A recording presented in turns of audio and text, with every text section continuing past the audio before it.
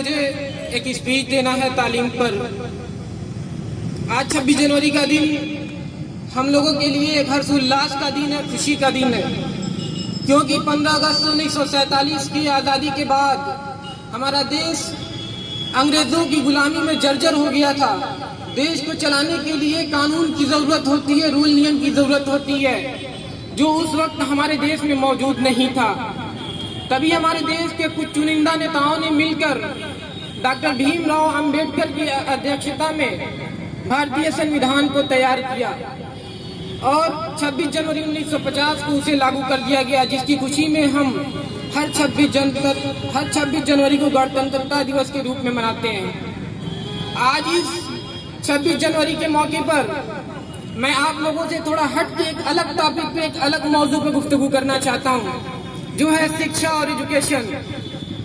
बात यहाँ से शुरू करते हैं कि आखिर हम तालीम में इतना पीछे क्यों है या क्यों रखा गया है। आखिर ऐसा क्यों है? आखिर क्यों एक बुनकर का बेटा या एक किसान का बेटा या एक मजदूर का बेटा यूनिवर्सिटियों में और नेशनल कॉलेजेस में नहीं पढ़ सकता? आखिर क्यों यूनिवर्सिटियों के और कॉलेजेस की ऐसे माहौल बना दिए गए हैं कि एक आम स्टूडेंट, एक आम विद्यार्थी भी उसमें दाखिला लेने से डरता है? आखिर क्यों ऐसा माहौल बनाया गया है? अगर मैं पुरानी कथाओं पर बात करूं तो आपको याद होगा कि प्रिय शिष्य अर्जुन से अच्छा एकलव्य धनुष बाण किया करता था। गुरु द्रोणाचार्य ने एकलव्य का अंगूठा इसलिए कटवा दिया ताकि वो अर्जुन से अच्छा धनुष बाण न चला सके। आज वही हाल सेम हमारे मुल्क हिंदुस्तान का है। कुछ लोग ये चाहते हैं कि अर्जुन से अच्छा कोई डॉक्टर ना बन सके, अर्जुन से अच्छा कोई इंजीनियर ना बन सके, अर्जुन से अच्छा कोई पायलट ना बन सके, अर्जुन से अच्छा कोई अधिकारी ना बन सके, अर्जुन से अच्छा कोई वैज्ञानिक ना बन सके।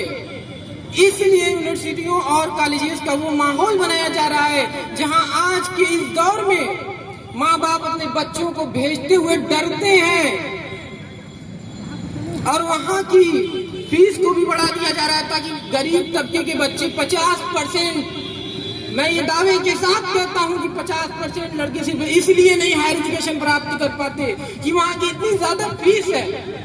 अगर आप मुझे पूछेंगे कि भाई साहब तालीम तो सस्ती होना चाहिए, क्यों इतनी महंगी है, तो कहते हैं हर चीज की महंगाई बढ़ रही है तो फीस भी बढ़ना चाहिए। माने बीमारी अगर बढ़े तो अस्पताल नहीं बढ़ना चाहिए, डॉक्टर साहब की फीस बढ़ा दीजिए। यही है आज का दौर। तो मैं आपसे यही कहना चाहूंगा कि आज के इस दौर में और आने वाले दौर में शायद जीने के लिए कोई माहौल ना बचे, इसलिए आने वाली नस्लों को, अपने आने वाले उन नई नस्लों को पढ़ाना होगा। इसके अलावा कोई दूसरा चारा नहीं है। हमारे पुरखों ने कुछ ख्वाब देखा था इस मुल्क में, वो सही कहा है किसी ने कि ना शहद से जीती जाती है ना नीम से जीती जाती है, ना शहद से जीती जाती है ना नीम से जीती जाती है, ना संविधान के पन्नों में तरमीम से जीती जाती है। अब ये बात हमारी नस्लों को समझनी होगी। कुछ जंग जमाने के अंदर तालीम से जीती जाती है, कुछ जंग जमाने के अंदर तालीम से जीती जाती है। हमारे पुरखों ने कुछ ख्वाब देखा था, तभी तो सर सैयद अहमद खान साहब ने अलीगढ़ मुस्लिम यूनिवर्सिटी की नींव रखी, तभी तो महामना मदन मोहन मालवीय बनारस हिंदू यूनिवर्सिटी की नींव रखी। हमें उन अपने पुरखों के ख्वाबों की ताबीर बनना है। आज के इन युवाओं को उस लायक बनाना है कि वो आने वाली नस्लों के लिए ऐसा माहौल है जो सर उठाकर जी सके। और मैं समझता हूँ कि तालीम के अलावा कोई दूसरा चारा नहीं होगा। हमको वक्त के मंसूबों को समझना पड़ेगा, वक्त की इस चालाकी को समझना पड़ेगा, वक्त की रफ्तार को समझना पड़ेगा। क्योंकि जिन अंग्रेजों की हुकूमत में कभी सूरज नहीं डूबा करता था, उन अंग्रेजों ने वक्त की अहमियत को नहीं समझा, वक्त की रफ्तार को नहीं समझा। वक्त ने ऐसा पासा पलटा कि उनके राजाओं के कपड़े आज बैंड बाजे वाले पहनते हैं। तो हमें वक्त की अहमियत को भी समझना पड़ेगा, वक्त से पहले हमें जागरूक होना पड़ेगा। आज इस महंगाई के दौर में हमें एक रोटी कम खाकर अपने आने वाली नस्लों को, अपने बच्चों को पढ़ाना तो पड़ेगा, अपने बच्चों को पढ़ाना तो पड़ेगा। मैं एक बात बड़ी जिम्मेदारी के साथ कहता हूँ, यहाँ पे सोशल मीडिया के लोग भी बहुत सारे मौजूद होंगे। मेरी ये बात उन फासिस्ट ताकतों तक पहुंचे कि एक विद्यार्थी ये बोल रहा है, कि स्टूडेंट ये बोल रहा है कि अभी आजादी को 1 सदी भी नहीं गुजरी, अभी तकरीबन 73 या 74 साल हुए आजादी को।